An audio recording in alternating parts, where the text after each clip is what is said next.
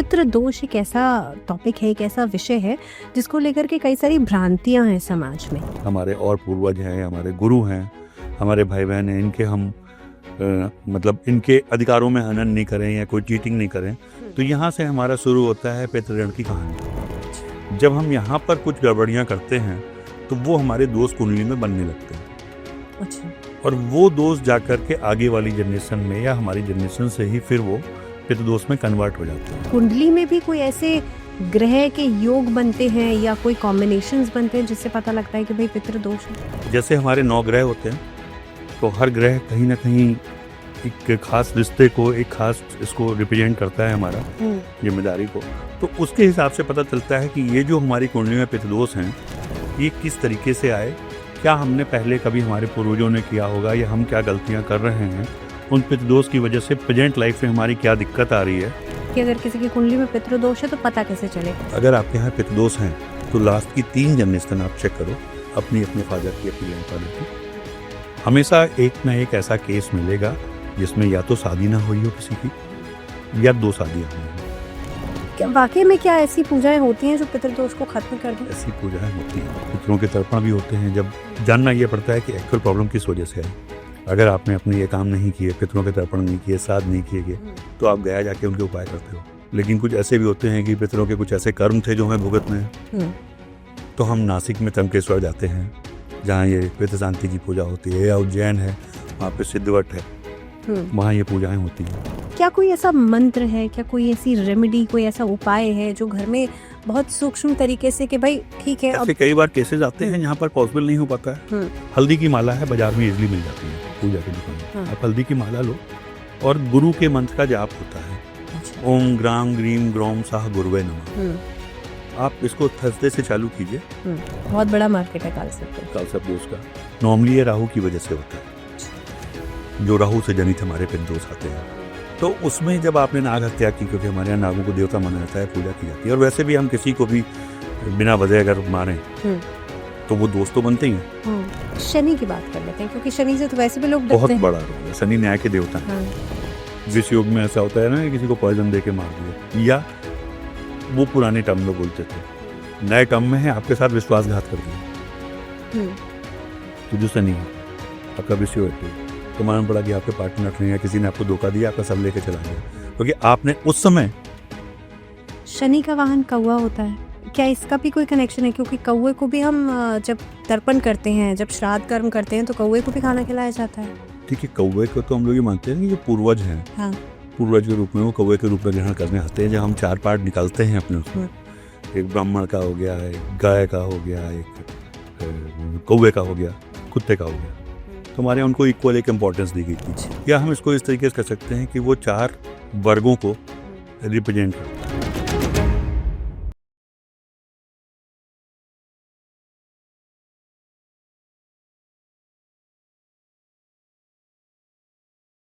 Times मंत्रा के साथ आप लोग जुड़े रहिए, चैनल को सब्सक्राइब कीजिए, वीडियोस को लाइक कीजिए, बेल आइकन जरूर प्रेस कीजिएगा, क्योंकि जब भी कोई नया वीडियो हम अपलोड करेंगे तो आप तक नोटिफिकेशन जरूर पहुंचेगा। अनिल चतुर्वेदी जी आज हैं हमारे साथ, जो कि अलग अलग रहस्यमय विषयों पर हम चर्चा करते हैं। अनिल जी आपके साथ सबसे पहले तो स्वागत है आपका। Thank you. आज का जो विषय है, मुझे ऐसा लगा कि भाई हम अलग अलग विषयों पर बात करते हैं, लेकिन पितृदोष एक ऐसा टॉपिक है, एक ऐसा विषय है जिसको लेकर के कई सारी भ्रांतियां हैं समाज में। पितृदोष समझते हैं कि होता क्या है और हिस्ट्री कहाँ से आई, क्योंकि हर एक दोष कहें या योग कह लीजिए, वो तो आप बेहतर बता पाएंगे, लेकिन किसी भी इस तरीके के योग होते हैं, इनकी कुछ न कुछ तो हिस्ट्री रही होगी ना, एस्ट्रोलॉजिकल बुक्स में रही होगी, या कहाँ से ज्योतिष से ये योग निकल करके आए। पितृदोष का क्या हिस्ट्री है? देखिए, पितृदोष के बारे में बड़े सारे कंफ्यूजन्स हैं। जनरल भाषा में लोग अक्सर लोग ज्योतिषी बोल देते हैं कि भाई यहाँ पितृदोष हैं और ये हैं। तो पितृदोष हैं, किस तरीके के पितृदोष हैं, कहाँ से आए, क्या वजह थी, ये लोग नहीं बता पाते। तो पितृदोष को लेकर के बहुत कंफ्यूजन्स लोगों में रहते हैं, और ये एक अच्छा टॉपिक है जिस पर हम लोग बात कर रहे हैं। बट सबसे पहले हमें ये फर्क जानना बहुत जरूरी होता है कि जो पितृदोष है और जो पितृ ऋण है, क्योंकि जनरली लोग दोनों को मिक्स कर देते हैं। अच्छा। इनमें क्या फर्क है? पितृ ऋण हमारी जो मिथोलॉजी है इसके हिसाब से हम लेके चलते हैं कि जब इंसान पैदा होता है तो उसकी कुछ जिम्मेदारियां होती हैं, कुछ सामाजिक जिम्मेदारियां होती हैं, कुछ नैतिक होती हैं, कुछ अपने माँ बाप को लेके, कुछ एनवायरनमेंट को लेकर के।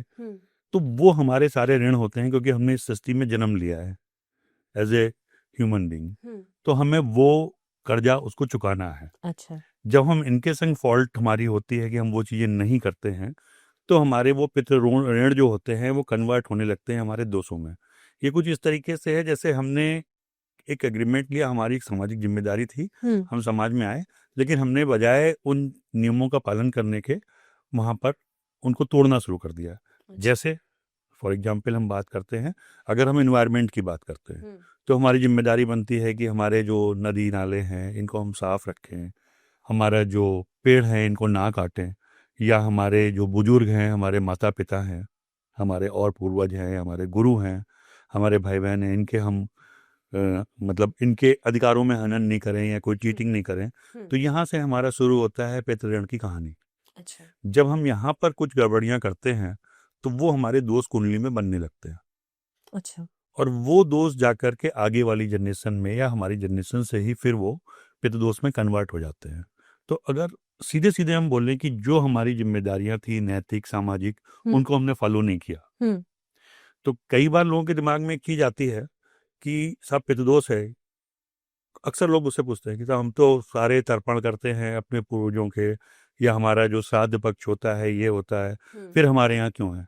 तो ये बहुत छोटी सी फील्ड नहीं है कि हमने श्राद्ध कर दिया और हमें मुक्ति मिल गई। ऐसा नहीं होता है।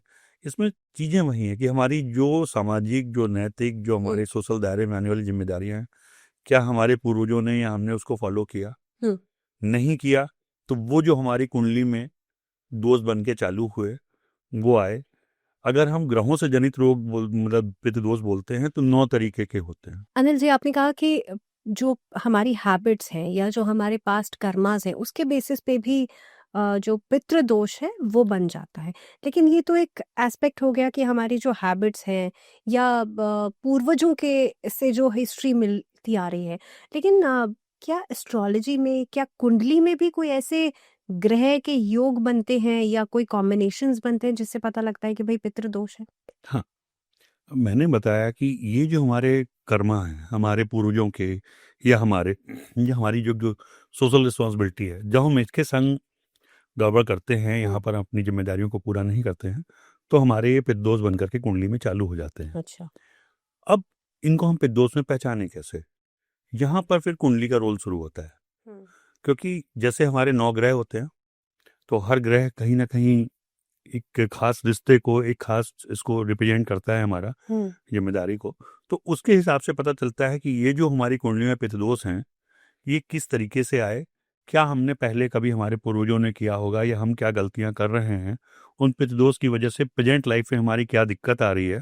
अच्छा। ये सारी चीजें फिर कुंडली से ही रीड करना आसानी से पता चल जाता है। यानी कि आप कह रहे हैं कि कुंडली से ये समझ में आ जाएगा कि किसी की कुंडली के अंदर अगर मतलब जो भी आप बताएंगे कि भाई पितृ दोष है तो वो उसके पूर्वजों से आया है या उसकी कि, खराब कि आदतों क्या से आया हुआ था उस टाइम, आपके पूर्वजों ने क्या ऐसा किया अच्छा। था, हाँ। या आपके यहाँ प्रेजेंट में क्या गलतियां हुई हैं, हाँ। तो वो कुंडली पूरा का पूरा इंडिकेट कर बता देती है। देती है।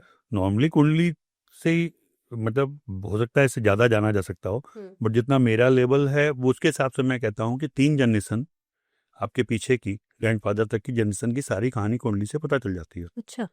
तो लेकिन अमूमन तौर पे देखा जाता है कि सूर्य राहु ये कंजंक्ट होते हैं तो कह देते हैं कि भाई पितृ दोष बन गया है। क्या और भी कुछ कॉम्बिनेशंस बनते हैं, और भी ग्रह जिम्मेदार होते हैं? बहुत तरीके के होते हैं। अच्छा। सूर्य राहु, जब सूर्य हमारा पीड़ित होता है तो हम इसको बोलते हैं कि हमारे सूर्य से जनित हमारे जो दोष हैं, हाँ। नॉर्मली ये ग्रहण योग बनाता है। हाँ। तो कुछ पितृदोषों को तो हम कुंडली में अलग अलग तरीके से मान लेते हैं। जैसे ग्रहण योग है हमारा, तो ग्रहण योग हमारा सूर्य से बना, सूर्य के संग राहु केतु बैठा, या चंद्रमा से बना। तो जो हमारे पिता की साइड से आने वाले दोष हैं वो सूर्य को ग्रसित करते हैं। अच्छा। जो हमारे मदर साइड के दोष हैं वो हमारे चंद्रमा को ग्रसित करते हैं।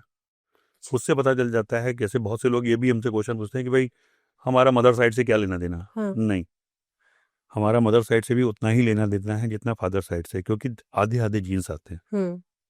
तो हमारे जो मदर साइड के दोस्त होते हैं वो भी हमारी कुंडली रिफ्लेक्ट करती है। अपने यहाँ ये है भी कि जब हम पितरों के तर्पण करते हैं तो हमारे मदर साइड के भी पूर्वजों के नाम लिए जाते हैं, नाना नानी के, परदाना परदानी के। तो वो जब आप वहाँ बैठते हो पूजा के लिए, जब योगी पंडित होता है तो वो पूरे नाम आप लोगों को दिलवाता है।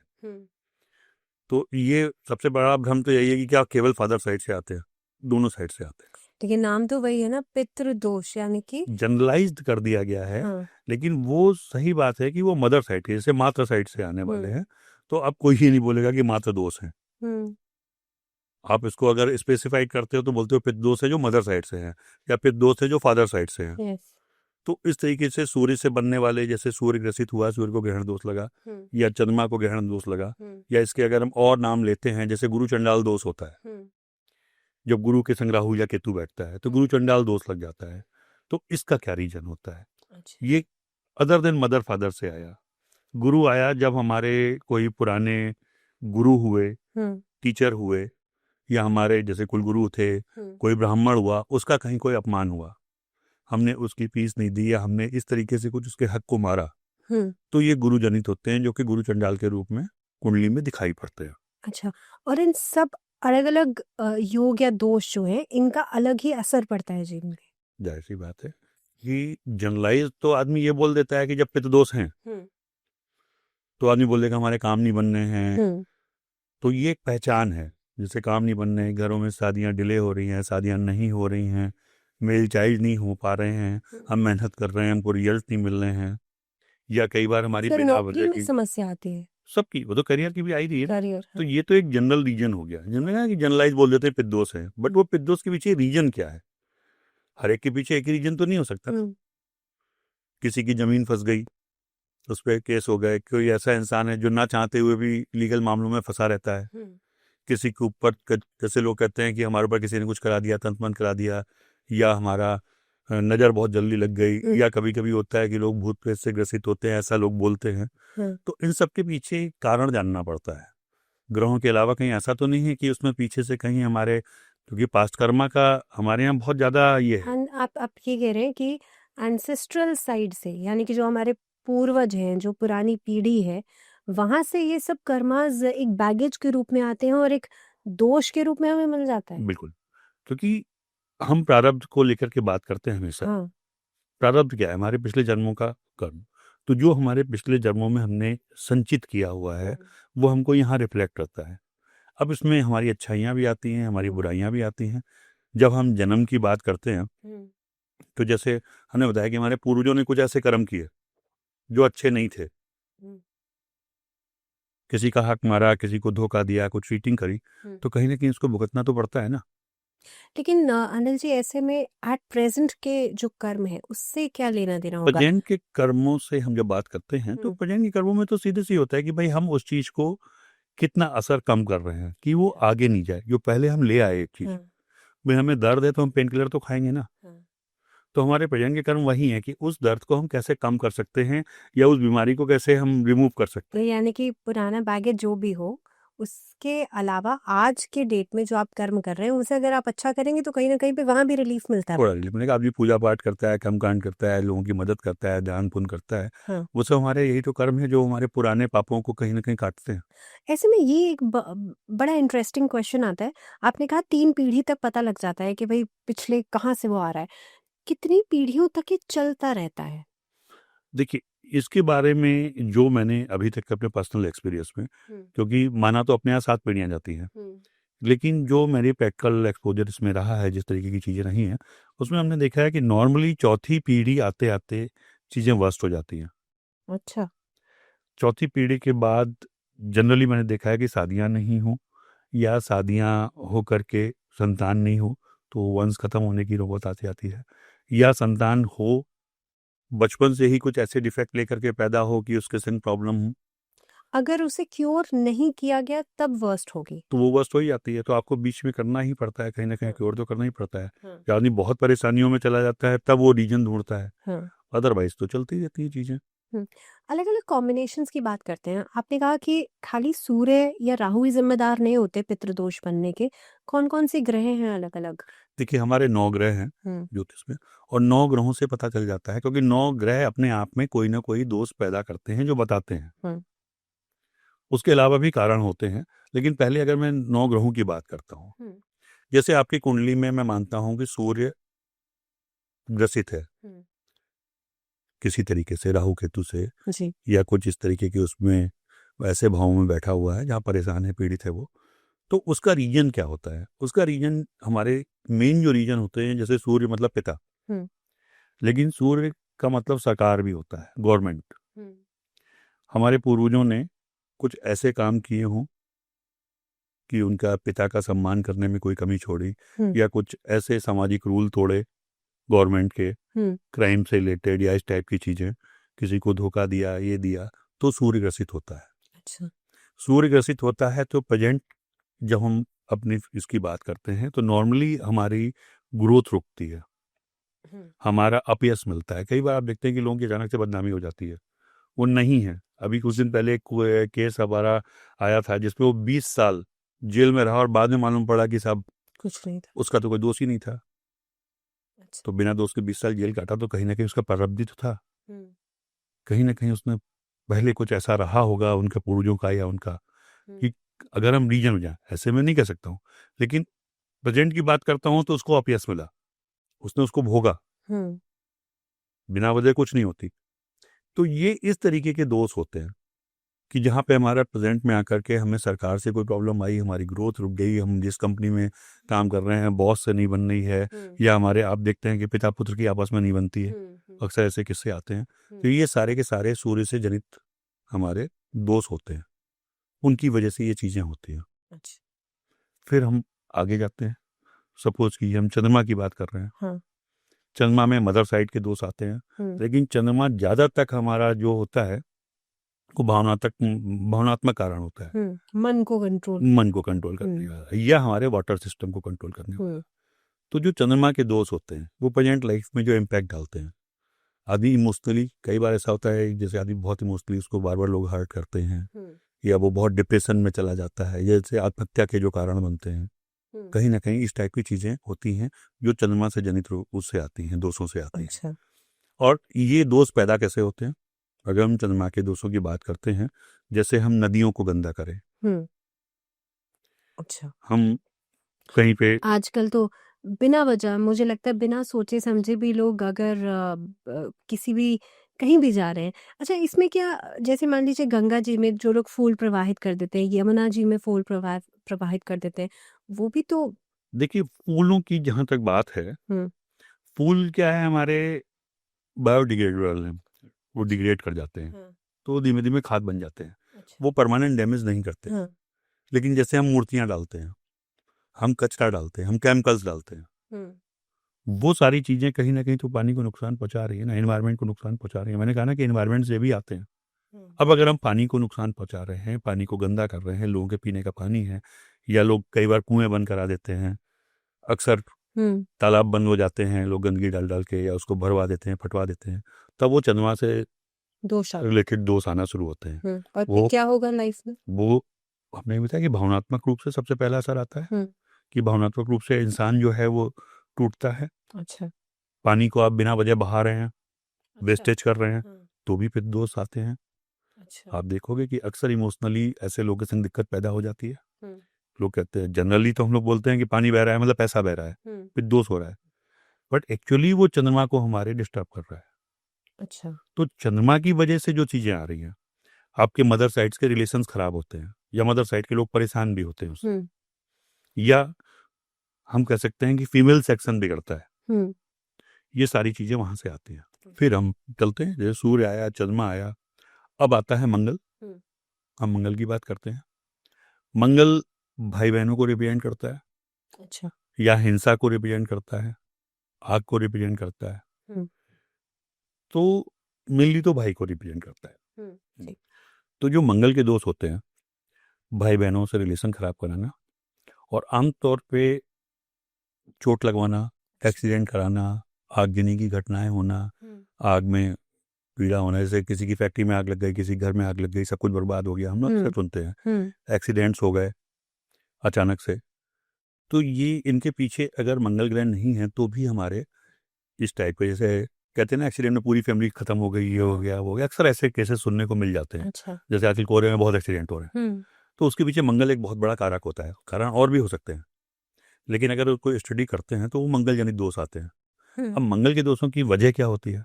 हमने कहीं हमारे पूर्वजों ने या हमने अपने भाई का हक मारा, अच्छा, या हमने कुछ ऐसा काम किया, किसी का मर्डर हुआ वहां पे, कहीं हमने आग लगा दी, कुछ इस तरीके से हमने अग्निजनित जो दोष होते हैं वो पैदा किए, किसी के ऊपर हथियार से कोई प्रहार किया, उसको डैमेज किया, मार दिया, पूर्वजों में ऐसे अक्सर केसेस होते हैं, तो वो फिर हमारी संतानों में जाते हैं। अच्छा।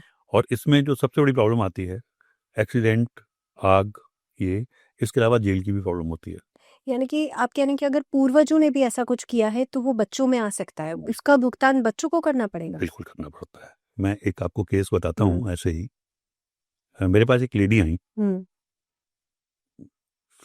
अचानक से, तो उन्होंने बताया कि उनके यहाँ फैमिली में प्रॉब्लम आ गई और उनके चारों फैक्ट्रियाँ कुर्की की नौबत आ गई, अटैच हो गई बैंक से, और अब मुश्किल से 1 हफ्ते का टाइम बचा है जब कुर्की की डेट है। बोली अगर कुछ भी इसमें हो सकता हो तो अब बताओ, क्योंकि अब मेरे पास कोई सोल्यूशन नहीं है, और पता नहीं अचानक से कैसा हुआ कि सब कुछ हो गया, हमारा घर भी गिर भी चला गया, चारों फैक्ट्रियाँ भी हो गई। अच्छा। तो मैंने उनकी कुंडली स्टडी करी, उन्होंने कहा एक उपाय करते हैं, बाकी तो अगर आप सही हो तो कोई ना कोई सोल्यूशन निकले। बोले 3 महीने भी अगर हमें मिल जाएगा टाइम तो हम अपना कर्जा चुका लेंगे। अच्छा। मैंने कहा आप ये उपाय करिए। उन्होंने वो उपाय किया। अब उपाय किया तो इसको आप ग्रहों का चमत्कार बोलें या होनी बोलें, क्योंकि ये बहुत ऐसी चीज़ थी जो एक क्लैरिकल मिस्टेक थी। अच्छा। बट वो उनको तो समय चाहिए था। हाई कोर्ट से जो डेट लिख करके आई थी उस पर 1 साल पहले की डेट पड़ गई, 19 की जगह 18 लिख गया। Simple clerical mistake. लेकिन उस दिन वो कुर्की जो होनी थी वो टल गई, उसको करेक्शन के लिए भेज दिया गया। अब गया तो कम से कम 15-20 दिन का टाइम मिलना था, वो हुआ उसी समय हाई कोर्ट बंद हो गया, उनको 3 महीने का टाइम मिल गया। उसके बाद खैर कोविड भी आ गया, तो वो उनको टाइम मिलता चला गया, उन्होंने उन चीज़ों का। ये तो एक छोटी सी घटना थी। लेकिन उसके बाद जब वो लेडी मेरे पास दोबारा आए ये बताने के लिए कि हाँ साहब ऐसा हो गया, तो उन्होंने मुझसे कई बार एक ही बात बोली।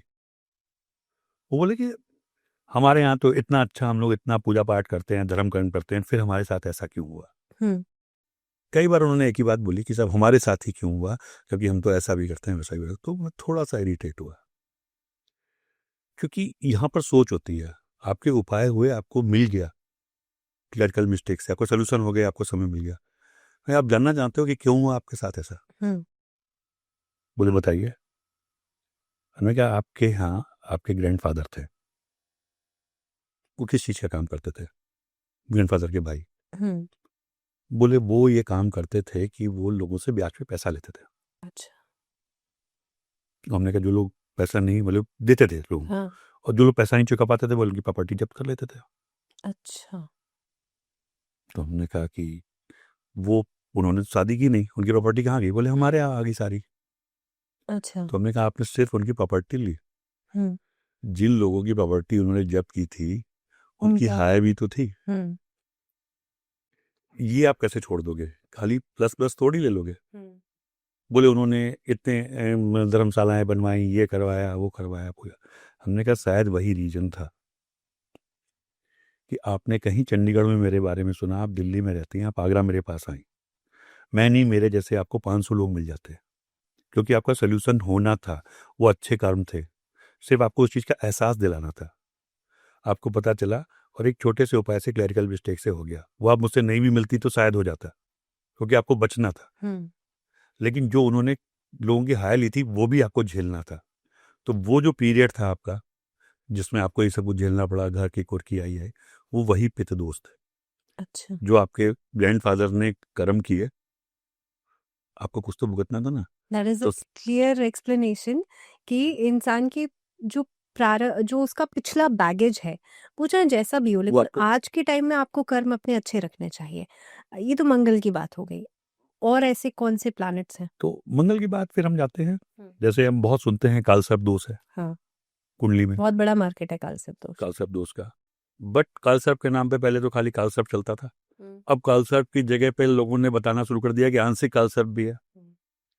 भाई कुंडली में कई तरह के कालसर्प बताए जाते हैं, 12 तरह के कालसर्प। कालसर्प तो 12 होते हैं, बट अब वो आंशिक कालसर्प भी जोड़ दिए ना उसमें। अच्छा, लेकिन अनिल जी लोग तो कालसर्प होता क्यों है? हाँ, मेन चीज है, कालसर्प होने का रीजन ऐसा माना जाता है कि जब हम हमारे पीछे के जन्मों में हमारे जो पूर्वज हैं उन्होंने कहीं किसी नाग की हत्या की या नागवंश को नुकसान पहुंचाया, नॉर्मली ये राहु की वजह से होता है। अच्छा, जो राहु से जनित हमारे पितृ दोष आते हैं। तो उसमें जब आपने नाग हत्या की, क्योंकि हमारे यहाँ नागों को देवता माना जाता है, पूजा की जाती है, और वैसे भी हम किसी को भी बिना वजह अगर मारें तो वो दोस्त तो बनते ही हैं, हत्या का दोष तो लग ही जाता है, और नाग तो हमारे देवताओं में आते हैं, तो वो कालसर्प दोष बन के कुंडली में रिप्रेजेंट करता है। अच्छा, तो ये जो कालसर्प दोष होता है, आपने सही कहा कि 12 तरीके का होता है। इसको लेके भी बहुत सारी भ्रांतियां होती हैं। कुछ लोग कहते हैं कालसर्प होता ही नहीं, कुछ लोग कहते हैं कालसर्प होता है। तो कालसर्प का तो एक प्रॉपर रीजन है। यहाँ पे मैं थोड़ा सा पितृदोष से अलग हट करके आपको बताना चाहूंगा कि कालसर्प कुंडली में कैसे आया और क्यों होता है। आपने ये कहानी तो सुनी होगी राजा परीक्षित वाली, कि उनको संगी ऋषि का जब श्राप मिला तो तक्षक ने उनको डस लिया था। तो उनके पुत्र ने क्या किया, एक यज्ञ कराया जिसको हम नागदाह कहते हैं। अच्छा, उसमें क्या हुआ कि उन्होंने कहा कि चूंकि नाग ने काटा है तो हम पूरी नागिनी ही खत्म कर देंगे, नागवंश को समाप्त कर देंगे। अच्छा, तो उन्होंने हवन चालू किया। इसके बारे में बड़े सारे मिथक हैं। कुछ लोग कहते हैं कि ये हुआ था जो एमपी में नागदा जगह है, अच्छा, उसका नाम पहले नागदा हुआ करता, तो वो नागदा रह गया। कुछ लोग इसको कुरुक्षेत्र में भी मानते हैं। अच्छा, तो वो तो क्या सच्चाई है ये हिस्ट्री में अलग है, लेकिन हम जो मेन बात कर रहे थे कि जब सारे नाग उसमें आकर के, जितने भी नागिन छोटे मोटे नाग थे, उस हवन में आकर अपने आप जल गए, तो बचे केवल 12। वो जब 12 बचे जो कि मेन थे, अपने अपने कुल के जो हेड थे, जैसे शेषनाग थे, वासुकी थे, कालिया थे, तक्षक थे, इस तरीके से वो जब 12 बचे तो ये हुआ कि अब तो पूरी नागिनी खत्म हो जाएगी, क्योंकि अपने यहाँ ये मानते हैं कि भाई शेषनाग हैं, विष्णु जी उन पे लेटे हुए हैं, या कालिया था जिसको कृष्ण जी ने अभयदान दे दिया था। तो इस तरीके की फिर तो सारी बातें हमारी गड़बड़ हो जाएंगी, सिस्टम सस्ती ही हिल जाएगी। पृथ्वी शेषनाग के फन पे थी। तो इसकी वजह से फिर जाकर के लोगों ने, देवताओं ने कहा, जो हमारी मिथोलॉजी कहती है, कि वहां जाकर के उनको नारद जी ने और लोगों ने मिलकर के उनसे जन्मेजय को शांत किया कि भाई आप ऐसा मत करो, वरना सब कुछ खत्म हो जाएगा। तो अब उनको जाके मनाने का जो पीरियड था कि ये 12 बचे हुए थे, उस पीरियड के लिए इनको एक टाइम जोन चाहिए थी। अच्छा, तो तक्षक को राय दी गई कि साहब आप एक काम करो, आप पहुंचो उज्जैन बाबा महाकाल की शरण में।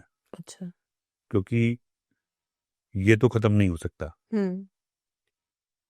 तो तक्षक जो थे उस टाइम पहुंचे हैं बाबा महाकाल के पास उज्जैन में, इसीलिए उज्जैन में भी कालसर्प की पूजा का बहुत बड़ा योग है।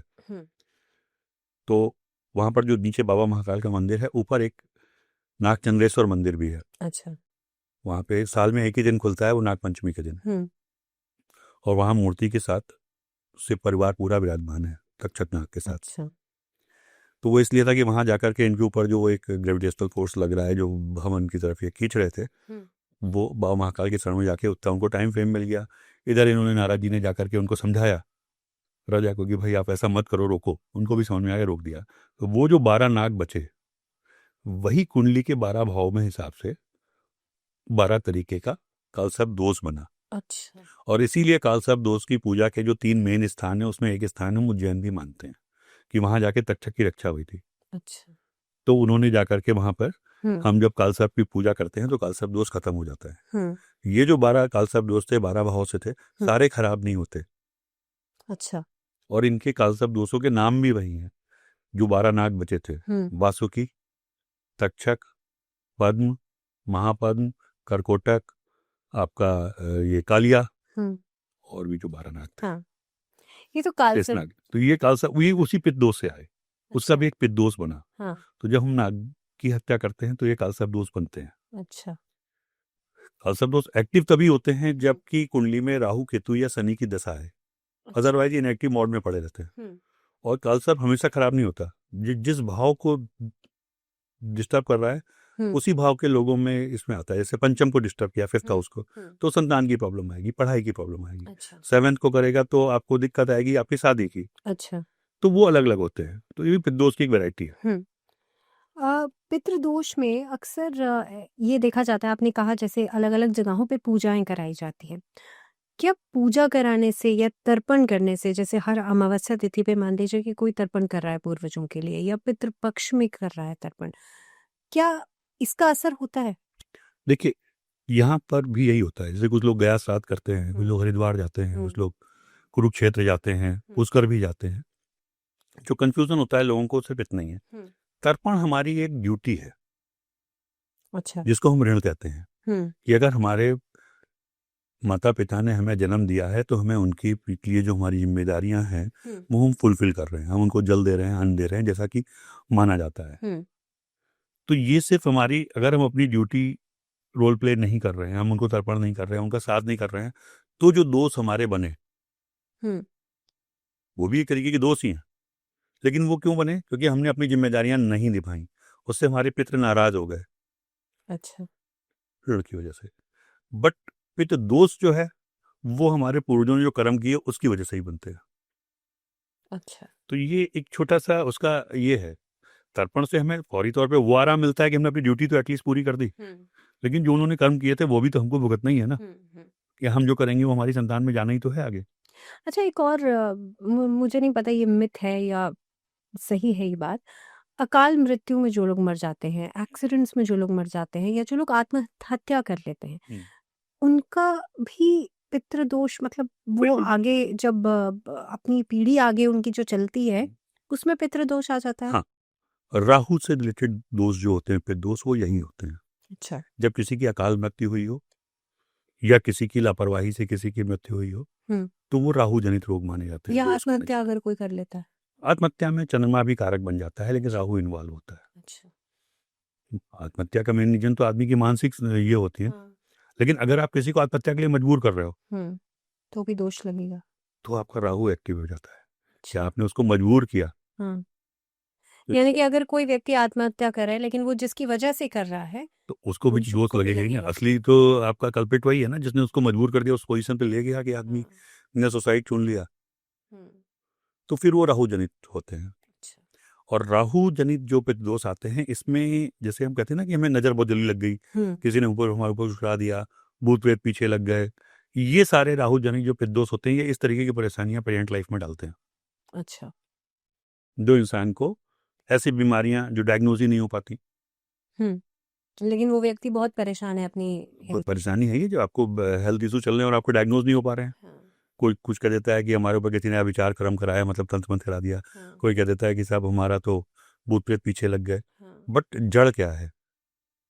कहीं ना कहीं ये हो सकता है, कहीं ना कहीं उसके पीछे एक बहुत बड़ा रीजन होता है कि हमारा वो पार्ट खुला रह गया। ये तो एक ऑरा है, ऑरा का कौन सा सिस्टम खुला है जहाँ से हमारी निगेटिव एंट्री हो रही है। तो यहाँ पे हमें देखना पड़ता है कि वो 90% 99% राहु जनित होते हैं पितृदोष। अच्छा। कि हमने ऐसा कुछ किया या हमारे यहाँ पीछे किसी ने ऐसा सुसाइड वगैरह किया, उनका हमने प्रॉपर संस्कार नहीं किया, वो जो प्रेत योनि में चले जाते हैं, उस तरीके के जो दोष आते हैं वो राहु से जनित माने जाते हैं। अच्छा। कई बार अनिल जी ऐसा देखा जाता है कि कोई भी एक व्यक्ति को घर में कोई भी उनका पितृ या पूर्वज जो है वो बार बार स्वप्न में दिखाई देते हैं। क्या इसका लॉजिक पितृदोष से है कि भाई उसकी कुंडली में वो वही पितृ ऋण है कि हमारी जो ड्यूटी है हम उसको नहीं निभा पा रहे या कोई कमी रह गई। अच्छा। अपनी मिथोलॉजी के हिसाब से तो मानते हैं कि पितृ हमारे अमावस को या हमारे पितृपक्ष में हमारे पास आते हैं। तो उससे रिलेटेड जो ये होता है उस समय कई बार हमको, जो लोग ज्यादा सेंसिटिव होते हैं वो उसको महसूस भी करते हैं। जैसे बच्चों की शादियां होने में दिक्कत आना, हमारी करियर ग्रोथ रुकना, तो जिनसे वो संपर्क हो पाता है, जो उसको रीड कर पाते हैं, उनको सपने दिखाई पड़ते हैं।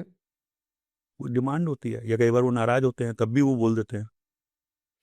हाँ, सारे पितरों का अलग अलग मतलब होता है। जैसे मैं अपनी मदर की बात करता हूँ तो उनको कभी कभी नाना जी दिखाई पड़ते हैं, मतलब उनके फादर। अच्छा। तो जब भी उनको वो दिखाई पड़ते हैं तो वो कहती हैं कि हमारी लाइफ में तुरंत ही हमें कोई ना कोई अच्छी न्यूज़ मिल जाती है, यानी कि वो एक इंडिकेशन होता है। लेकिन कई बार वो कहते हैं कि नहीं, उनको नाना जी की बजाय कोई और दिखा, कुछ ऐसे सदस्य, तो उनके दिखते ही वो कहती हैं कि आज हमें कुछ प्रॉब्लम होगी मतलब घर में, तो वो 48 आवर्स में कुछ ना कुछ न्यूज़ मिल जाती है। तो वो इंडिकेशन भी होते हैं हमारे, जो हमारा एक यूनिवर्स है वो एक पितरों के माध्यम से या जो भी हमारा ये है वो कांटेक्ट करके हमें पहले से आने वाली घटनाओं के बारे में बता रहा होता है। अच्छा। अब ऐसे में क्योंकि ये एक इंडस्ट्री ऐसी है जो मुझे लगता है कि पितृदोष के नाम पे कई सारे लोगों को बेवकूफ़ बनाया जाता है। पूजाएँ करा दी जाती हैं, कुंडली में अगर दोष नहीं भी है तो भी कहा जाता है कि भई हाँ, आपका तो ये दोष बनता है। मिथ्स क्या-क्या हैं? क्योंकि मुझे लगता है कि आज क्योंकि हम डिस्कस ये कर रहे हैं कि हिस्ट्री क्या रही, फिर क्या उसके सिम्पटम्स हो सकते हैं कि अगर किसी की कुंडली में पितृदोष है तो पता कैसे चले? लेकिन ये भी ठीक नहीं है ना कि हर परेशानी को ही अगर मान लीजिए करियर में इश्यू है, पर्सनल लाइफ में ग्रोथ नहीं हो रही है, तो हर चीज़ को ही पर ही आप पितृदोष का नाम लगा दें, ये भी तो ठीक नहीं है। तो संकेत क्या-क्या हो सकते हैं? देखिए, जनरल संकेत तो ये होता है कि हमारी ग्रोथ रुक रही है। हुँ, अगर जनरलाइज चीज़ें हमें देखनी हैं कि पित्तदोष की वजह से घर में क्या दिक्कतें आ रही हैं, हुँ, तो जो प्रॉपर सिम्पटम्स होते हैं, जिनसे हम पहचान सकते हैं कि नहीं है, हुँ, और कोई भी अच्छा जो पंडित होगा पहले उन सिम्पटम्स को ही वेरीफाई करेगा अच्छा। कि भाई ये चीज़ें आपके पास आ रही हैं कि नहीं आ रही हैं। हाँ, बाकी खाली दवाई लिख देने से मतलब नहीं होता है। सिम्पटम पहचान करके जैसे एक अच्छा डॉक्टर होता है, एक डॉक्टर तो होता है जाइए आप सारे टेस्ट करा लीजिए, हुँ, एक खाली सिम्पटम देखता है, नाड़ी पकड़ता है और बताता है वो। हुँ, अभी वो ज़माना गया कि डॉक्टर स्टेथोस्कोप से चेक करता था, हुँ, सिम्पटम पूछता था कि आप फ्रेश हुए तो कैसा हुआ, ये हुआ, वो हुआ, सारी चीज़ें। हुँ, अभी आदमी डॉक्टर लिख देता है जाइए, ये एमआरआई कराइए, स्कैन कराइए, ये आइए करके आ हुँ, जाइए। वही चीज़ एस्ट्रोलॉजी में भी हो चुकी है कि आपके ऊपर कोई नहीं, उन्होंने एक हैवी डोज दे दी, कोई ना कोई तो काम कर जाएगी, हुँ, बट सिम्पटम्स जानना ज़रूरी होता है। हुँ। भैया लेकिन भ्रम की हम बात कर मैं रहे वही हैं। बात बता रहा हूँ, हाँ, सिम्पटम्स जानना ज़रूरी होता है। हाँ, तो सिम्पटम्स में कैसे सिम्पटम्स आते हैं? हाँ। अगर आपके यहाँ पित्तदोष है, जिसमें 4th जनरेशन में आकर के कंडीशंस बस्ट हो जाती हैं। अच्छा। शादियाँ ना होना, बहुत लेट शादियाँ होना, मेल चाइल्ड ना होना, संतान होने में प्रॉब्लम आना। अगर पित्तदोष हैं तो ये लक्षण आएँगे ही आएँगे 3rd 4th जनरेशन में। अच्छा। आप सीधे चेक कर लो, अगर आपके यहाँ पित्तदोष हैं, तो लास्ट की 3 जनरेशन आप चेक करो, अपने फादर की, अपने ग्रैंडफ़ादर की। हुँ, हमेशा एक ना एक ऐसा केस मिलेगा, जिसमें या तो शादी ना हुई हो किसी की, हुँ। या 2 शादियाँ हुई हों। अच्छा। कई बार लोग कह देते नहीं ऐसा नहीं है, बट वो ये काउंट करना भूल जाते हैं कि कोई बच्चा था 4-5 साल का, डेथ हो गई, तो उसकी शादी नहीं हुई ना। हाँ, वो वही जोड़ते हैं जो जिंदा लोग हैं, शादी नहीं हुई। हाँ, बट वो भी तो हो सकते हैं जिनकी अर्ली एज में डेथ हो गई, शादी नहीं हो पाई, हाँ। तो वो भी पितृदोष के लक्षण हैं। उसकी वजह से पितृदोष बनते भी हैं, जो आपकी अच्छा। कुंडली में आते हैं।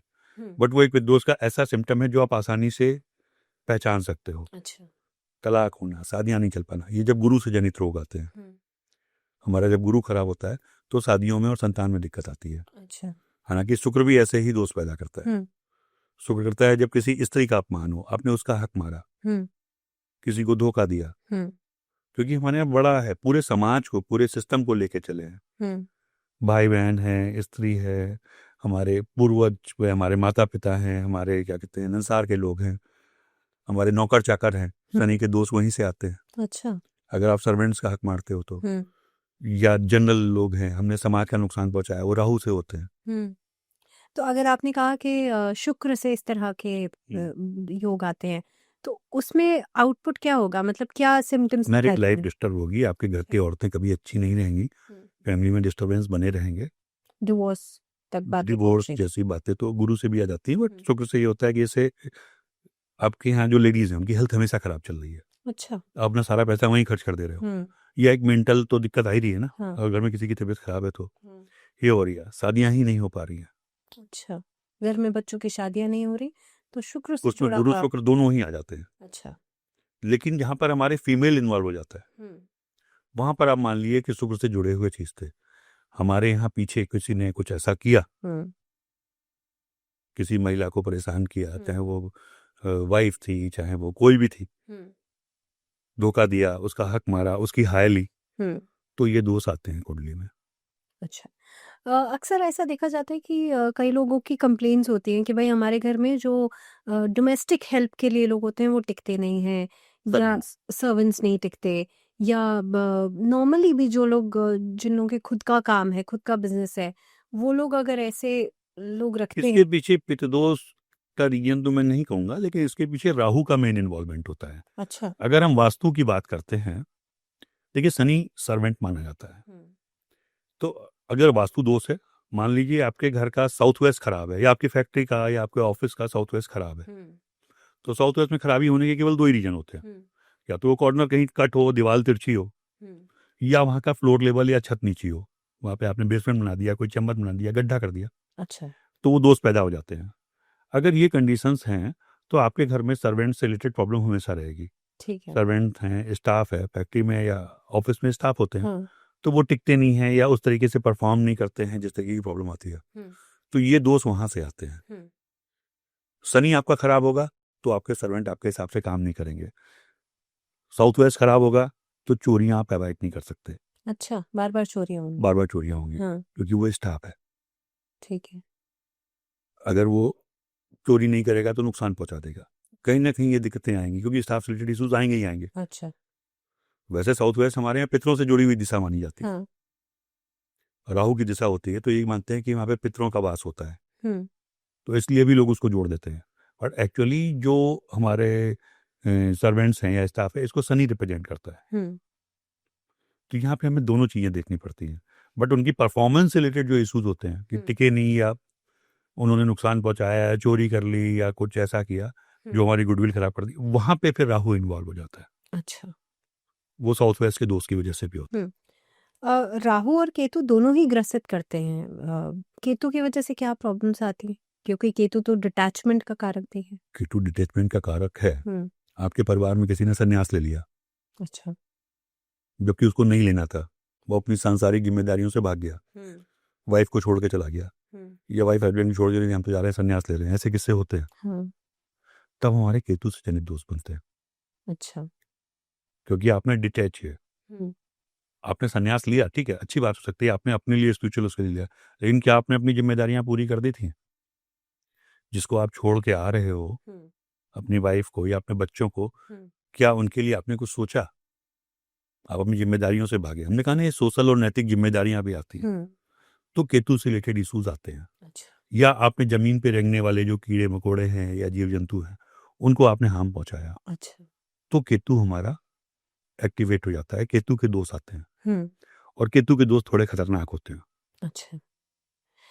ऐसे में हम मिथ्स की बात कर रहे थे, क्या भ्रम फैलाए जाते हैं पितृ दोष से जुड़े हुए, क्योंकि अलग अलग जगहों पे मैंने कहा ना कि ये कह दिया जाता है भाई आपकी कुंडली में पितृ दोष है, आप ये पूजा करा लीजिए, ये करा लीजिए।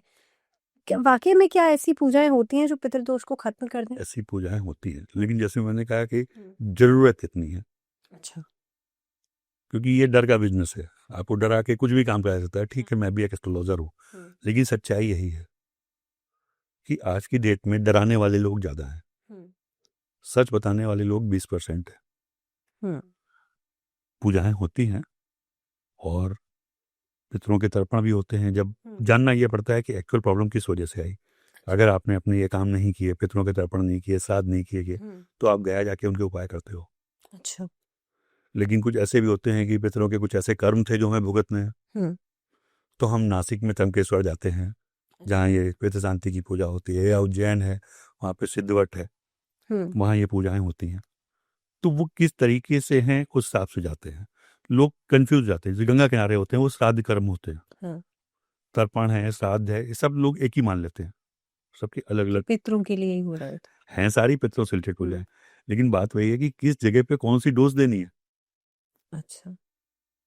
वो जानना जरूरी है ना, यही सारी भ्रांतियां पैदा हो जाती हैं। सबसे बड़ी पूजा जो मानी जाती है नॉर्मल कंडीशंस में, वो होती है नागबली नारायण बल। अच्छा। 3 दिन की पूजा होती है। इसमें वो एक दिन में पूरे, जब आपके पूर्वजों में से किसी ने नागों को मारा, या नाग से रिलेटेड कोई पाप किया, एक तरीके से वो राहु केतु का हो जाता है। तो उसमें पूजा में हम ये करते हैं कि नागों का पूरा ये बनाते हैं, उनका श्राद्ध कर्म करते हैं पूरा, एक पुतला बना करके। जो लोगों को नहीं पता है क्या होता है, वो पूरा एक दिन का प्रोसेस होता है। जैसे हम अपने पूर्वजों का करते हैं या इनका करते हैं, वैसे ही नाग का किया जाता है। अच्छा। वो प्रोसेस होता है। फिर एक दिन हमारा 3 दिन की पूजा होती है। एक दिन में हम जाते हैं इसमें त्रिपिंडी श्राद्ध में, कि हम वो फिर त्रिपिंडी श्राद्ध करते हैं, जो कि हम अपने पूर्वजों करते हैं। फिर नारायण बल का ये होता है, एक दिन की पूजा होती है कि हम उसमें आवाहन करते हैं, एक मूर्ति बनाते हैं। वो उसमें लोग ये भी कर देते हैं कि साहब गोल्ड की मूर्ति बनाओ, अच्छा। पंडित जी ले गए, वो फिर हर जगह हर तरीके की चीज़ें हैं, बट उसमें ये होता है कि वो करके नारायण बल जो हम बोलते हैं, तो उसका आह्वान करके उनकी पूजा होती है कि भाई किस तरीके के देव जनित जो रोग आए, हमने अपने कुल देवता कुल देवी कुल देवताओं की पूजा नहीं की थी, वो आया था, वो सारे दोस्त। तो हमारे नाग वाले भी आ गए, यानी कि हमने कुछ ऐसे काम किए जो सोसाइटी के लिए अच्छे नहीं थे या किसी के हमने, वो उसमें कवर हो गए। हमारे जो नारायण बल की हमने पूजा करी, तो ऐसे जो हमारे कुल देवी देवता थे या जो हमारे थे उनके त्रिपिंडी साध में हमने पूर्वजों के लिए जो हमारे ऋण थे वो हमने चुकाए।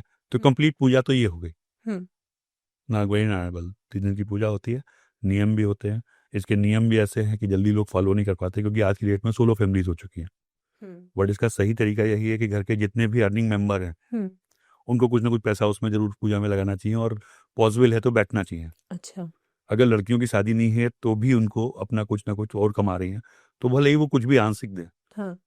शादी होगी तो उनका गोत्र बदल गया, अलग चले गए, तो वो चीजें अब लोग ना जानते हैं, ना इतने लोग इकट्ठे हो पाते हैं। सच्चाई तो यही है। लाल किताब में बहुत सारे ऐसे सिस्टम भी दिए गए हैं, लेकिन हम वैदिक की बात कर रहे हैं। अगेन दैट फिर हमारी एक छोटी पूजा होती है जो 3 सवा 3 घंटे की होती है, जिसमें जाकर के वो पितृ शांति के नाम से जो जनरली है, और मैं लोगों को सजेस्ट भी करता हूँ कि अगर आप पूरा फॉलो नहीं कर रहे हो तो फिर आपको अधूरा लेकर के कोई फायदा नहीं है कि आप करो भी फायदा, तो आप वो वाली पूजा करो, जाओ 3 सवा 3 घंटे की पूजा होती है, आप करके आओ उज्जैन में नासिक में, करने के बाद आपको आराम मिलता है और दिखाई पड़ता है, ऐसा नहीं है कि नहीं दिखता। अच्छा, वो मैं भी बहुत आपके लोगों को day to suggest day life में जो प्रॉब्लम्स आ रही होते काफ़ी हैं चीज़ों को उस सॉल्व, पर असर दिखता है उसका। जाहिर सी बात है, शादियों से रिलेटेड इशूज़ हैं, ये है वो है। अगर आप जब कुछ नहीं जान सकते तो आप ये तो मान सकते हो कि भैया वहाँ पे उन्होंने कुछ किया था, तो कम से कम उसकी शांति हो जाए। इसमें अगर अनिल जी मान लीजिए कि कोई ऐसा इंसान है जो नहीं कर सकता ये पूजाएं, या फाइनेंशियल इश्यूज हैं, वैसे भी और दिक्कतें हैं, नहीं करा सकता पूजा, क्या कोई ऐसा मंत्र है, क्या कोई ऐसी रेमेडी, कोई ऐसा उपाय है जो घर में बहुत सूक्ष्म तरीके से कि भाई ठीक है अब। ऐसे कई बार केसेस आते हैं जहाँ पर पॉसिबल नहीं हो पाता है, तो इसका जो सबसे अच्छा और इफेक्टिव तरीका होता है, बहुत आसान, मैं हमेशा सजेस्ट करता हूँ कि उस घर के लोगों को, हल्दी की माला है बाजार में इजिली मिल जाती है। अच्छा। पूजा की दुकानों पर आप हल्दी की माला लो, और गुरु के मंत्र का जाप होता है। अच्छा। ओम ग्राम ग्रीम ग्रोम साह गुरुवे नमः। आप इसको थर्सडे से चालू कीजिए, रेगुलर कर सकते हैं तो बहुत अच्छी बात है, बट इस मंत्र का आप थर्सडे से ही चालू करेंगे। अच्छा। तो नॉर्मली थोड़ा स्लो है, लेकिन 3 महीने में इसके रिजल्ट आने चालू हो जाते हैं। अच्छा।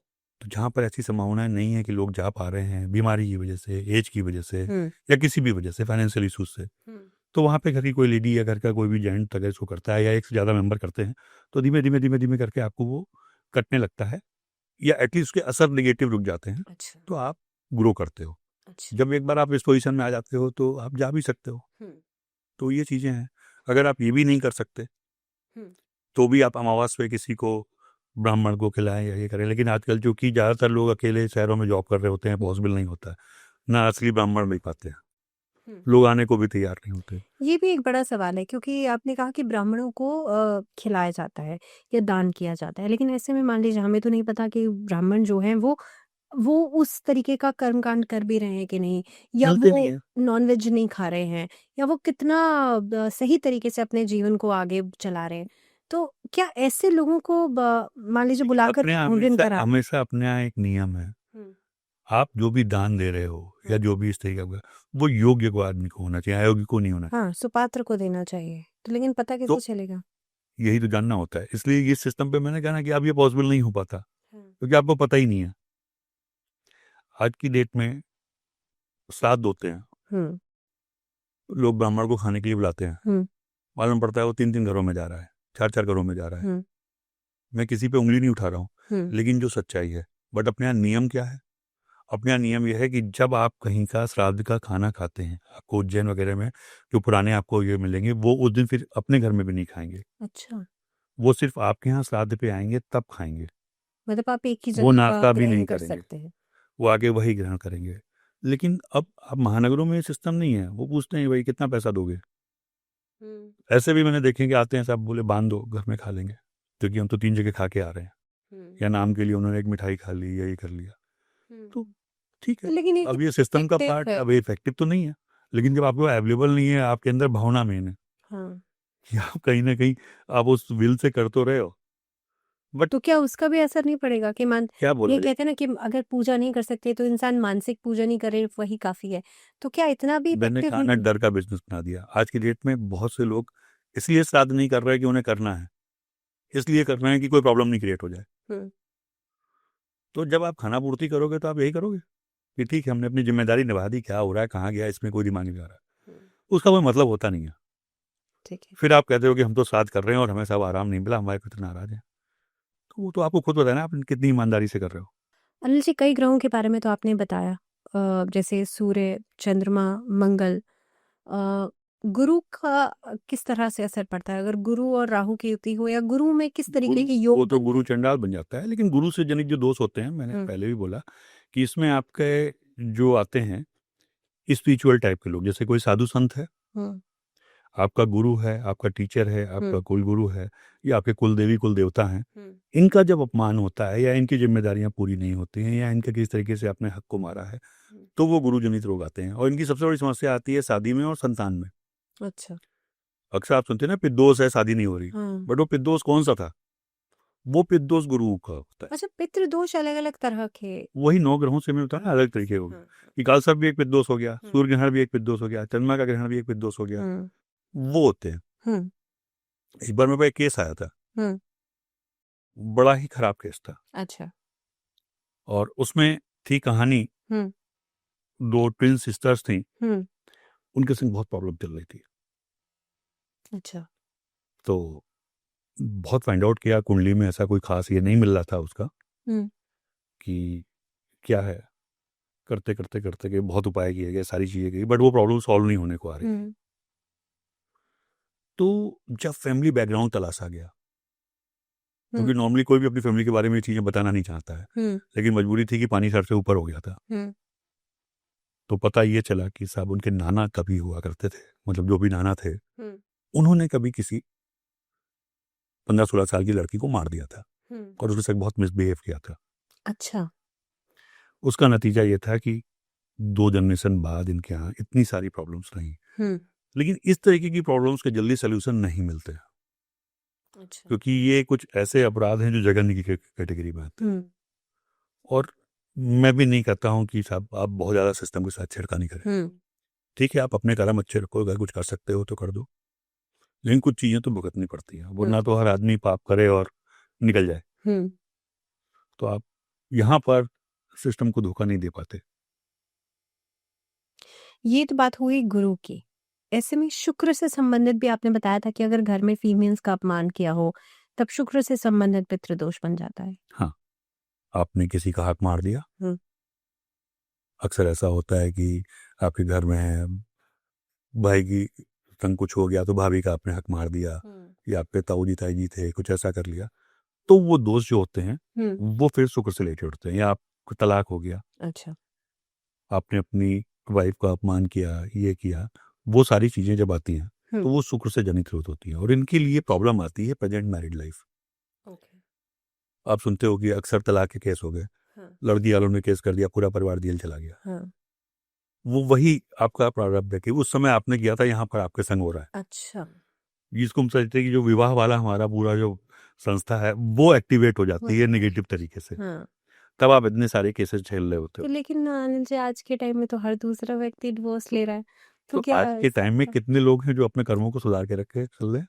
अच्छा। भाई आप देखते हो कुछ केसेस में लोग बरी भी हो जाते हैं, कुछ अच्छे कर्म भी थे, तो इसका मतलब और कुछ में वो फंस के रह जाते हैं कि ना होते हुए बल मालूम पड़ता है कि बहुत उनके मदर फादर बहुत बुढ़े थे और उनके ऊपर उन्होंने लगा दिया कि दहेज का या हिंसा का, वो नहीं इन्वॉल्व थे, फिर भी फंस गए और बर्बाद हो गई जिंदगी। तो झूठा केस। हाँ, इसका मतलब ये हो सकता है कि पुराना बैगेज तो है ही, लेकिन आज के कर्म भी ठीक नहीं है, तो इसीलिए वो रिपीटेशन होता है। वो रिपीटेशन हो जाए, क्योंकि आप अगर उन चीजों को खराब कर रहे हो तो आप उसको पावर दे रहे हो ना।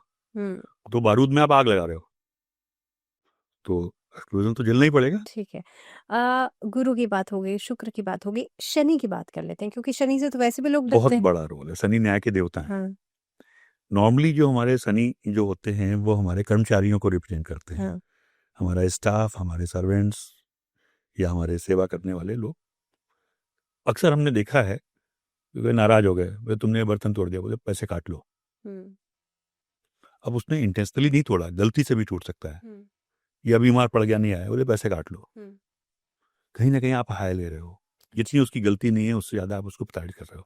वो तो ऑलरेडी गरीब है, रिक्शे वाला है, उसने कहा 50 रुपये दे दो, नहीं यार 30 देंगे। हम अनजाने में वो गलती कर रहे हैं, इंटेंशन नहीं भी है, बट वो गलती हम करते जा रहे हैं एक के बाद एक के बाद एक। यहाँ से हमारे शनि से रिलेटेड दोष आते हैं। अच्छा। जब शनि हमारा ग्रसित होने लगता है, और इसमें सबसे खतरनाक होता है जब शनि और राहु मिले, तो एक तरीके का विष योग बनता है कुंडली में। अच्छा। और वो खास स्थानों पे प्रीति योग भी दे देता है, सुपर नेचुरल चीजें एक्टिवेट हो जाती हैं। विष योग में ऐसा होता है ना कि किसी को पॉइजन दे के मार दिया, या वो पुराने टर्म में बोलते थे, नए टर्म में है आपके साथ विश्वासघात कर दिया। तो जो शनि है आपका विष योग एक्टिव है, तो मालूम पड़ा कि आपके पार्टनर ने या किसी ने आपको धोखा दिया, आपका सब लेके चला गया, क्योंकि आपने उस समय किसी गरीब को किसी का हक मारा था, अब किसी हो गया, तो आज की डेट में आपके संग वो हो गया, आपका वो लेके निकल गया, तो वो होता है। अच्छा। अब बुध भी आता है यहाँ पर। बुध होता है हमारा अकाउंट से रिलेटेड ग्रह, जो हमारा वाणिज्य देखता है। ये बात मैंने इसलिए बोली कि पार्टनरशिप पे धोखा हुआ, जब आपने कहीं हिसाब किताब में गड़बड़ी करी। अच्छा। जब हमने किसी का हक मार लिया, वो पढ़ा लिखा नहीं था, अक्सर ऐसा होता है कि हमने ब्याज ज्यादा जोड़ दिया, तो ब्याज से पहले जरूर दिया गया, ठीक है ले आओ, कुर्की कर ली, ये कर लिया, आपने धोखा दिया उसको, क्योंकि उसको कैलकुलेशन नहीं आता है। किसी की आपने सैलरी ज्यादा काट ली, किसी ने कुछ किया, तो शनि तो आपने डैमेज किया ही, लेकिन आपने गड़बड़ी क्या की, हिसाब किताब में बंटवारा हो रहा था, आपने कहा नहीं सब तुम्हारे ऊपर ही है, जबरदस्ती का निकाल करके उसका हिस्सा मार लिया, तब वो बुध के योग आते हैं। अच्छा। ये अक्सर आपको यहाँ पे धोखा देते हैं जब आप बैंकरप्ट होते हो। अच्छा। इनके जो इम्पैक्ट आते हैं, लगभग लाइफ की सारी प्रॉब्लम कवर हो जाती हैं, लेकिन रीजन फैल जाते हैं कि वहां पे वो हुआ था, यहाँ पे आपको उसका, आपने हिसाब में गड़बड़ की थी, या आपके साथ गड़बड़ हो गई हिसाब। तो एक ही तरीका है कि सब मन को हमेशा साफ रखो, बेईमानी ना करो, क्योंकि आप बचा के निकल जाओगे, आगे वाली पीढ़ियों को झेलना है। हाँ। और जिसको हम मानते हैं कि साहब वंश चलना है, अगर वही परेशान है तो फिर आपको पानी कौन देगा, अगर आप इस मिथोलॉजी को मानते हो तो। इसके अलावा कि ये भाई पितृ दोष हो गया, ये बाकी सारे दोष हो गए, प्लैनेट्स की हम बात करते हैं, ये तो सिर्फ हिंदू धर्म की बात है ना, बाकी सारे धर्मों पे इसका असर नहीं है? देखिए, बात ऐसा नहीं है कि असर नहीं है, कहीं ना कहीं हम किसी न किसी तरीके से हर धर्म में इन चीजों को लेकर के चलते हैं। अच्छा। क्रिश्चियंस में भी होता है कि हम एक रात जाते हैं, कैंडल जलाते हैं, अपने पूर्वजों की पूजा करते हैं। मुस्लिम्स में भी होता है। अच्छा। शायद सबे रात बोलते हैं जिसको, वही लेके चलते हैं। तो हर धर्म में होता है, उनको अपना अपना तरीका होता है। अच्छा। चैरिटी हर धर्म में मानी गई है। चैरिटी क्या है, आपने जो पुराने कर्म किए हैं, जो आपने ये किए हैं, वो कहीं ना कहीं आगे जाकर के आप उसको न्यूट्रलाइज भी तो करोगे ना। भाई मुस्लिम्स हैं, वो तो जकात निकालते हैं। अच्छा। अपनी इनकम का 10वां हिस्सा वो निकाल के रख देते हैं गरीबों को, जरूरतमंदों को देने के लिए। शायद वही है कि हर इंसान जिंदगी में कुछ ना कुछ अच्छा बुरा जरूर करता है, अच्छा भी करता है अनजाने में सही या जानबूझ के, बुरा भी करता है। ये इंसानी फितरत है। आप किसी न किसी का दिल दुखाते ही हो, जान के अनजाने में किसी न किसी को नुकसान पहुंचाते ही हो। क्योंकि अनिल जी आप वास्तु एक्सपर्ट भी हैं, तो क्या घरों में अगर हम अपने पितरों की तस्वीरें लगाते हैं, क्या इससे भी पितृदोष शांत होता है? देखिए, इस मामले में अगर अपनी मिथोलॉजी की बात करूं, तो जो लोग अपने, मैंने देखा है अक्सर, कई बार मैं लोगों को मना भी करता हूं कि आपने अपने मंदिर में पितरों की फोटो लगा ली, डेली आप धूप बत्ती दिखा रहे हो, ये तरीका सही नहीं है। क्योंकि हमारे यहाँ ये मानते हैं, हमारे यहाँ मोक्ष का सिद्धांत लेके चलते हैं। हम तर्पण भी करते हैं, ये भी करते हैं कि भाई आप मोक्ष लो, अब जाओ। उनके दिन स्पेसिफाइड हैं। जैसे हमारे यहाँ 15 दिन का 16 दिन का पितृपक्ष होता है, या हमारे यहाँ अमावस का दिन माना जाता है। तो आप उस टाइम वो आते हैं, ये बोलते हैं कि उस टाइम वो यहाँ पे आए मृत्युलोक में, आपने उनके लिए पूजा धर्म जो भी किया, अमावस को किया, या उनकी जो तिथि पड़ी उस दिन किया साल की, या जो हमारे पितरों में हम करते हैं वो 15 दिन पूर्वजों के ही माने जाते हैं। उसमें हमने पितरों के सारे अपने कर्मकांड जो करने हैं किए। अब ये कुछ कुछ ऐसा है कि आपने मंदिर में रख लिया। अच्छा। आप उनका रोज आवाहन कर रहे हो, अगरबत्ती जला रहे हो। आपके घर का दरवाजा अगर कोई रोज घंटी बजा के भाग जाए तो आप क्या करोगे? कितना भी आपका अपना बच्चा होगा, आप कहीं ना कहीं गुस्सा होगे। या आराम नहीं करने देता है, आ जाता है डिस्टर्ब करने, काम नहीं करने देता, या आपने घंटी बजाई या भाग गए, तो जरूरत से ज़्यादा आप नहीं बुला सकते। उनका एक दिन स्पेसिफाइड है, उसी टाइम पीजिए। आपको अगर उनके संग एक सम्मान है, एक अटैचमेंट है, क्योंकि ये बड़ा कंट्रोल मतलब ऐसा इमोशनल मुद्दा है, आप जनरल फोटो लगाइए,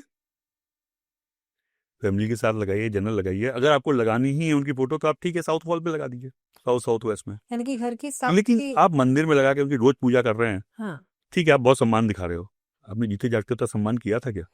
लेकिन अगर साउथ की वॉल पे भी लगाए जाए तो क्या पितृदोष में कुछ असर पड़ता है कि एक शांत हो रहा है? ये सिर्फ एक इमोशनल अटैचमेंट है, इसको फिर दोस्त से कोई लेना देना नहीं है। अच्छा। मैंने कहा आप अगर मंदिर में रख करके उसको रोज अगरबत्ती दिखा रहे हो तो आप क्रिएट कर रहे हो अच्छा। बजाय खत्म करने के। अनिल जी, आपने शनि की बात की कि शनि से भी जुड़े हुए कई दोष होते हैं जिसका असर हमें पितृदोष के रूप में मिलता है। शनि का वाहन कौवा होता है, क्या इसका भी कोई कनेक्शन है? क्योंकि कौवे को भी हम जब तर्पण करते हैं, जब श्राद्ध कर्म करते हैं तो कौवे को भी खाना खिलाया जाता है। ठीक है, कौवे को तो हम लोग ये मानते हैं कि जो पूर्वज हैं, हाँ। पूर्वज के रूप में वो कौवे के रूप में ग्रहण करने आते हैं। जब हम 4 पार्ट निकालते हैं अपने उसमें, एक ब्राह्मण का हो गया, एक गाय का हो गया, एक कौवे का हो गया, कुत्ते का हो गया, तो हमारे यहाँ उनको इक्वल एक इम्पोर्टेंस दी गई थी। या हम इसको इस तरीके से कर सकते हैं कि वो 4 वर्गों को रिप्रेजेंट करता है। अच्छा। यहाँ पर इसका शनि से इसका लेना देना नहीं होता। अच्छा। जैसे हमने बताया कि हमारे जो पितृदोष हैं ग्रहों के अलावा भी होते हैं कभी कभार, जब हम कहीं सोशल डैमेज कर रहे हो अच्छा। तो भी पितृदोष लगते हैं। जैसे नदियों को गंदा करना है, पेड़ों को काटना है, यहाँ से भी तुम्हारे पितृदोष क्रिएट हो रहे हैं। कहीं पूरी सभा चल रही है, कहीं भंडारा चल रहा है, आपने जाके वहां पे बीच में कुछ खंड बंद कर दिया। अच्छा, इनसे ऐसे भी केसेस पितृदोष कभी हो जाएगा। तो आपने पूरे सोशल उसको ये किया, डैमेज किया, उनसे भी हमारे पितृदोष पैदा होते हैं। तो खाली इतना कह देना कि सब हमारे जो पितृदोष हैं, हमने पितरों को श्राद्ध नहीं किया, तर्पण नहीं किया इसलिए लग गए, ये एक मिथक है, बहुत अधूरी जानकारी है। हम जब भी कुछ खराब कर्म करते हैं, हमारे यहाँ माना जाता है कि कर्म का फल मिलता है, तो वो खराब कर्म का फल हमें मिलता है या हमारी आगे वाली जनरेशन में जाता है, बट घूम फिर के हम पे आ ही जाता है। ऐसे में हम कई बार लोग इस चीज़ में फंस जाते हैं कि अच्छा कर्म या बुरा कर्म क्या है। डेली पूजा पाठ करना, लोग इसे एक रिचुअल की तरह तो फॉलो करते हैं, लेकिन कई लोग ऐसे भी हैं जो नहीं फॉलो कर पाते हैं, डेली पूजा नहीं कर पाते हैं। क्या इसका असर भी हमारे कर्मों पर पड़ता है? मामले में हमारे यहाँ हर तरीके की पूजा मानी गई है। हमारे यहाँ कभी नहीं कहा गया कि आप डेली पूजा करो, क्योंकि हमारे यहाँ पैरेलल चलता है, निर्गुण और सगुण। कहीं आप मूर्ति बना के पूजा करते हो, कहीं आप मानसिक पूजा कर लेते हो। ये अपने ही हिंदू धर्म की विशेषता है कि यहाँ पर कभी नहीं कहा जाता है कि आप जाकर के आपको शिव को मानना है, आपको विष्णु को मानना है, आपको देवी को मानना है, आप किसी को भी मानो, एक दूसरे में इंटरफेयर नहीं करता। हमारे यहाँ बिल्कुल इक्वल है। शिव मंदिर में जाने वाला विष्णु मंदिर में चला जाता है, ठीक है, कहीं कहीं से हो वैष्णो बात आती है, बट नॉर्मली नहीं होती। सेम विधि है कि आप पूजा करो या नहीं करो, बराबर का है। हमारे यहाँ कर्म को मानते हैं, गीता कहती है कर्म करो।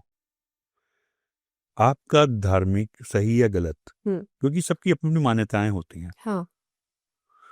कुछ लोग उसको अच्छा मानते हैं, कुछ लोग बुरा मानते हैं। नॉनवेज खाना कुछ लोगों के लिए मजबूरी है या वहाँ की सामाजिक जरूरत है, कुछ लोग नहीं कर सकते। आप जहाँ पे खेती नहीं हो सकती या पहाड़ हैं या कुछ इस टाइप के लोग हैं, वहाँ के लोग नॉनवेज खाते हैं, आप उनको गलत नहीं कह सकते। हमारे यहाँ तो ये क्राइटेरिया नहीं होता गलत क्या है सही क्या है। हर एक इंसान को पता होता है अंदर में कि वो क्या कर रहा है, कोई इसकी डिफिनेशन नहीं है। लेकिन अगर हम जनरली बोलें, अगर आप किसी को धोखा नहीं दे रहे हो, आप किसी को चीट नहीं कर रहे, किसी की मजबूरी का कमजोरी का फायदा नहीं उठा रहे या किसी को हर्ट नहीं कर रहे, तो बाकी सब चीज़ें ठीक है। लेकिन अगर आप किसी को नुकसान पहुंचा के वो काम कर रहे हो तो जाहिर सी बात है कि आप कुछ भी अच्छा कर रहे हो। आप पूजा करने जा रहे हो, दूसरे को धक्का दे रहे हो तो मुझे आगे जाना है, क्या मतलब है उस पूजा का?